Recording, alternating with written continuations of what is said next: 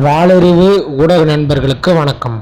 நமது ஊடகத்தில் நாம் தொடர்ச்சியாக வரலாற்று தொடர்பான காணொலிகளை பார்த்துட்டு வரோம். அந்த வகையில் இன்றைக்கி நாம் தமிழர்களின் வரலாற்றை பற்றி பார்க்கலாம்னு இருக்கோம். இந்த நம்மளுடைய தமிழ் வரலாற்றில் முதல் காணொலியாக தமிழகத்தின் கற்கால பண்பாடு பற்றி நாம் பார்க்கலாம். தமிழகத்தோட கற்கால பண்பாடு பற்றி நாம் பார்க்குறதுக்கு முன்னாடி வரலாற்றை பற்றி நாம் லைட்டாக கொஞ்சம் பார்க்கலாம். ஆங்கிலத்தில் ஹிஸ்ட்ரி அப்படிங்கிற சொல்லுக்கு நாம் தமிழில் வரலாறு அப்படிங்கிற ஒரு சொல்லை பயன்படுத்திட்டு வரோம். வரலாறு அப்படிங்கிற சொல்ல ஆராய்ச்சி பார்த்தோம் அப்படின்னாக்கா வந்த வழி அப்படிங்கிறது ஒரு பொருளாக இருக்குது. அதாவது தமிழர்களாகிய நாம் கடந்து வந்த வழி, அதுவே வரலாறு அப்படின்னு ஆகுது. பொதுவாக வரலாறானது வரலாற்றுக்கு முந்தைய காலம், வரலாற்றுக்கு பிந்தைய காலம், வரலாற்று காலம் அப்படின்னு 3 விதமாக பிரிக்கப்பட்டிருக்கோம்.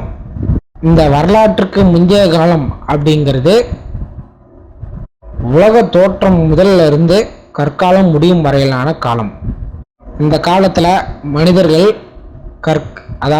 கற்களால் ஆன கருவிகளை பயன்படுத்தி அதை செஞ்சு பயன்படுத்தினாங்க அப்படிங்கிறது நமக்கு தெரிஞ்ச விஷயம். அதனால தான் இந்த காலத்துக்கு கற்காலம் அப்படின்னு பெயர் வந்துச்சு. இந்த காலத்தில் மக்களிடம் எழுத்துக்கள் இல்லை, இலக்கியம் இல்லை, கல்வெட்டுகளும் இல்லை. வரலாற்றுக்கு பிந்தைய காலம் அப்படின்னு நாம் அழைக்கிறது எது அப்படின்னாக்கா வரலாற்றுக்கு முந்தைய காலத்திற்கு இடைப்பட்ட காலமாகும். இந்த காலத்தில் பாறை ஓவியங்கள், அது மட்டும் இல்லாமல் சித்திர எழுத்துக்கள் மூலம் வரலாற்று நிகழ்வுகளை நம்ம அறிஞ்சு கொள்ள முடியுது. இந்த காலத்தில் மொழி உண்டு, ஆனால் அந்த மக்களிடையே இலக்கியம் தோன்றவில்லை. வரலாற்று காலம் அப்படிங்கிறது இலக்கியம், கல்வெட்டு ஆகியவற்றை கொண்டு தெளிவான வரலாற்றை அறியும் காலமாகும். இந்த காலத்தில் மொழி, எழுத்து, இலக்கியம் அனைத்தும் உண்டு. இந்த கற்காலம் அப்படின்னு நாம் சொல்றது பழங்கற்காலம், இடைக்கற்காலம், புதிய கற்காலம் என 3 வகைப்படும். இந்த பழங்கற்காலம், கீழே பழங்கற்காலம், நடு பழங்கற்காலம் மற்றும் மேலை பழங்கற்காலம் அப்படின்னு மூன்றாக பிரிக்கப்பட்டுள்ளது. கற்காலத்துக்கு பின் உலோக காலம் கூறப்படும். உலோக காலமானது இந்த உலோகமாக நம்ம இது பண்ணக்கூடிய செம்பு காலம், வெண்கல காலம் மற்றும் இரும்பு காலம் என பிரிக்கப்பட்டுள்ளது.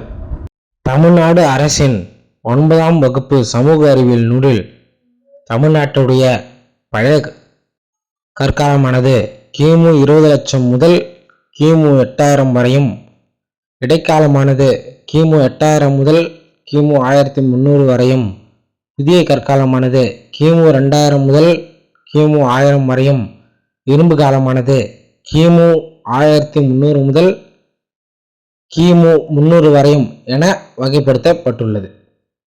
நாம் மேற்படி கண்ட சமூக அறிவியல் நூலின் கீழே பழங்காலம், நடு பழங்காலம் மற்றும் மேலை பழங்காலம் பற்றிய ஆண்டு கணக்குகள் குறிப்பிடப்படவில்லை. விக்கிபீடியாவில் கீழே பழங்காலமானது கிமு 15,10,000 முதல் கிமு 50,000 வரையும், நடு பழங்கற்காலம் கிமு 50,000 முதல் கிமு 20,000 வரையும், மேலை பழங்கற்காலம் கிமு 20,000 முதல் கிமு 10,000 வரையும், இடைக்கற்காலம் கிமு 1000 முதல் கிமு 2000 வரையும், புதிய கற்காலம் கிமு 3000 முதல் கிமு 1000 வரையும் என குறிப்பிடப்பட்டுள்ளது. இந்த இரண்டையும் இணைத்ததும் தற்போதைய ஆய்வுகள் அதன் அடிப்படையிலும் கீழே பழங்காலம் கிமு 20 லட்சத்தி முதல் கிமு 1 லட்சத்தில் வரையும் எனவும், நடு பழங்கற்காலம் கிமு 3,85,000 முதல் கிமு 20,000 வரையும் எனவும், மேலை பழங்கற்காலம் கிமு 20,000 முதல் கிமு 10,000 வரையும் எனவும், இடைக்கற்காலம் கிமு 15,000 முதல் கிமு 6,000 வரை எனவும், புதிய கற்காலம் கிமு 10,000 முதல் கிமு 1000 வரை எனவும், உலோக கற்காலம் கிமு 5000 முதல் தொடங்கியது எனவும் அப்படின்னு நம்ம தோராயமாக வரையறுக்கலாம். எனக்கே கொஞ்சம் குழப்பமாக தான் இருக்கு. இந்த கற்காலத்தை பற்றி நாம் பார்த்துட்டோம். இனிமே மனிதனோட படிம வளர்ச்சி பற்றி நாம் பார்க்கலாம். படிம வளர்ச்சி அப்படிங்கிறது பேச்சு வழக்கில் நாம் பரிணாமம் அப்படின்னு கூறுவோம். உயிரினங்களோட படிம வளர்ச்சி கோட்பானது ஜீன் பேப்டிஸ்ட் லாமக் அப்படிங்கிற ஒரு மேலைநாட்டு அறிஞரால் முன்வைக்கப்பட்டது. கிமு 1859 சார்லஸ் டார்வின் அவருடைய ஆரிஜின் ஆஃப் ஸ்பீஷியஸ் அந்த புத்தகம் வெளிவந்தது. அதில் படிமலர்ச்சி பற்றி விரிவாக அவர் விளக்கியிருக்காரு. படிமலர்ச்சி கோட்பாடு ஒரு செல் உயிரிலிருந்து தனித்தனியாக பிரிஞ்சு அப்படிதான் மனிதன் உருவானா அப்படிங்கிறத பற்றி அதில் சார்ல்ஸ் டார்வின் விளக்கியிருப்பார். முடிகள் அப்படிங்கிற ஒரு உயிரிலிருந்து மனிதனுடைய படிம வளர்ச்சி ஆரம்பிப்பதாக அறிவியலாளர்கள் கருதுகிறார்கள். தற்போது வரை கிடைத்த ஆதாரங்களோட அடிப்படையில் பார்த்தால் ஹோமிடுகள் 33 லட்சம் ஆண்டுகளுக்கு முன்பே தோன்றிவிட்டதாக தெரிகிறது. கிபி 2015 கென்யா நாட்டுடைய துர்கானா ஏரி பகுதியில் லோமெக்வி 3 என்கிற இடத்தில் பெரிய கற்கருவி ஒன்று கண்டுபிடிக்கப்பட்டது.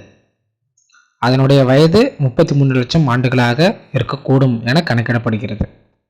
ஹோமிடுகள் மேலும் படிம வளர்ச்சி அடைந்து ஹோமோ ஹெபிலிக்ஸ் வகை உயிரினம் தோன்றியது. ஹெபிலிக்ஸ் வகை மனிதனின் கருவிகளை கையாளும் மாந்தன், அதாவது ஆங்கிலத்தில் ஹேண்டிமேன் என அழைக்கப்படுகிறான். இவன் குவார்ட்ஸ் பாறைகளிலிருந்து கற்கருவிகளை செய்து பயன்படுத்தினான். ஹோமோ ஹெபிசில் கிமு 28 லட்சம் ஆண்டுகள் முதல் 16 லட்சம் ஆண்டுகள் வரை வாழ்ந்திருக்கலாம் என ஆய்வாளர்கள் கருதுகிறார்கள். கிபி 1960 ஹோமோ ஹெபிலிக்ஸ் மனிதனின் புதைப்படிவம் தான்சானியா அந்த நாட்டில் முதல் முறையாக கண்டெடுக்கப்பட்டது. ஹோமோ ஹெபிலிக்ஸ் வகை மனிதனின் படிமங்கள் ஆப்பிரிக்காவில் மட்டுமே கிடைக்கின்றன. எனவே இந்த வகையான மனிதன் ஆப்பிரிக்காவில் மட்டும் வாழ்ந்திருப்பான் என ஆய்வாளர்கள் கருதுகிறார்கள். ஹோமோ ஹெபிலிக்ஸ் மனிதனுக்கு அடுத்ததாக ஹோமோ எரெக்டஸ் வகை மனிதன் படிம வளர்ச்சி அடைந்தான். ஹோமோ எரெக்டஸ் வகை மனிதன் தமிழில் நிமிர்ந்த மாந்தன், அதாவது நிமிர்ந்து நடக்கக்கூடிய வகையான மனிதன். இவன் கிமு 20 லட்சம் ஆண்டுகளுக்கு முதல் 1 லட்சம் ஆண்டுகள் வரை வாழ்ந்தான். ஹோமோ எரெக்டஸ் வகை மனிதன் ஆப்பிரிக்கா, ஐரோப்பியா, கிழக்காசியா, சீனா, நாவலன் உள்ளிட்ட பல்வேறு பகுதிகளில் பரவி வாழ்ந்தான். இவனது படிமங்கள் ஆப்பிரிக்காவுக்கு வெளியிலும் கிடைக்கின்றன. ஹோமோ எரெக்டஸ் எர்காஸ்டர் அல்லது சாவக மனிதன் இந்தோனேஷியாவில் வாழ்ந்தவனாக கருதப்படுகிறான். இவன் ஹோமோ எரெக்டஸ் மனிதனின் துணை பிரிவாக கருதப்படுகிறான். ஹோமோ எரெக்டஸ் மனிதனிலிருந்து ஹோமோ சேப்பியன் எனப்படும் நவீன மனிதன் தோன்றினான். நவீன மனிதனான சேப்பியன் கிமு 3 லட்சம் ஆண்டுகளுக்கு முன்பு பரிணமித்தான். நவீன மனிதனாகிய நமது மரபணுவில் 98% ஹோமோ சேப்பியன் மரபணுவும் 2 ஹோமோ நியாண்டர்தால் வகை மனிதனின் மரபணுவும் காணப்படுகிறது. தென்கிழக்கு ஆசிய பழங்குடியின் மரபணுவில் டெனிசோவான் வகை மனிதனின் மரபணு 4 முதல் 6 வரை தென்படுகிறது. ஹோமோ நியாண்டர்தால் மனிதனின் டெனிசோவன் வகை மனிதனும் ஹோமோ எரெக்டஸ் வகை மனிதனிலிருந்தே பரிணமித்தான். ஹோமோ சேப்பியன் உலகம் முழுவதும் வாழ்ந்தான்.